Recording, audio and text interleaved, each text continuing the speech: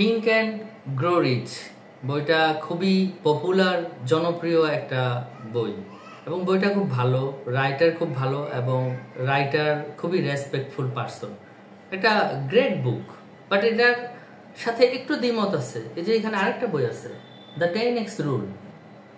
এই বইটা আসলে এই বইটার পরিপন্থী। এই বইটা যদি উত্তর মেরু হয়, এই বইটা হচ্ছে দক্ষিণ মেরু। তো এই 10x রুলেরও যে রাইটার, সেও খুব সাকসেসফুল পারসন এবং সেও খুব রেসপেক্টফুল পারসন, গ্রেন্ট কার্ডন। এই বইটাতে লেখা হয়েছে যে চিন্তা করো, প্ল্যান করো, বুদ্ধি করো এবং হচ্ছে যেটা যে সঠিক সিদ্ধান্ত নিয়ে হচ্ছে যেটা যে আগায় যাও। এবং মানে বিজনেস বা কেরিয়ারে বা ফাইন্যান্সের ইমপ্লিমেশনে আসলে হচ্ছে যে চিন্তার গুরুত্ব কতটুকু, সেই জিনিসটা এখানে লিখছে। আর এই বইটাতে লিখছে চিন্তা ভাবনা যাই করো, তোমাকে অ্যাকশন নিতে হবে। তুমি যদি অ্যাকশন না নেও তাহলে তোমার সাকসেস আসবে না। মানে তুমি যতটুকু চেষ্টা করলে একটা জিনিস হবে, তার চেয়ে 10 গুণ বেশি চেষ্টা তোমার করতে হবে, তাহলে এটা নিশ্চিত হবে।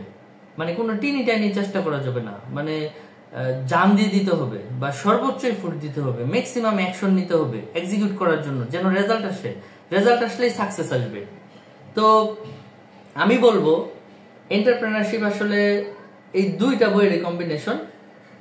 থিঙ্ক অ্যান্ড গ্রো রিচ বইটার অবশ্যই গুরুত্ব আছে, দ্য 10x রুলের গুরুত্ব আছে, বাট আমি যদি পার্সেন্টেজ দেই, এই থিঙ্ক অ্যান্ড গ্রো রিচের সাকসেসের মধ্যে এটার ভূমিকা 30% আছে, 70% আছে এই 10x রুলের। কেন?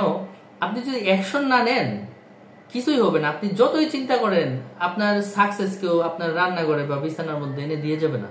আপনি চিন্তা করলেন বিছানায় বসে, দুইজন বন্ধুর সাথে পরামর্শ করলেন, টেবিল নিয়ে আপনার সব চিন্তা ভাবনা প্ল্যান আপনি লিখে ফেললেন, কিন্তু এই প্ল্যানকে মনোটাইজ করার জন্য আপনি কাজ করলেন না। এবং যখন এই প্ল্যানটাকে আপনি মনোটাইজ করতে যাবেন, তখন অনেক বাধা আসবে এবং সেই বাধাগুলিকে কঠিন অ্যাকশনের মাধ্যমে সমাধান করে আপনার কিন্তু কাজটা এক্সিকিউট করতে হবে। যখন আপনি 5টা এক্সিকিউশনে সফল হবেন, 10টা এক্সিকিউশনে সফল হবেন, সেটা সামারি করে কিন্তু একটা বড় সাকসেস আসবে। তো সুতরাং অবশ্যই থিঙ্কিং এবং প্ল্যানিং এর গুরুত্ব আছে, বাট অ্যাকশনের গুরুত্ব অপরিসীম এবং অ্যাকশনই আসলে বস।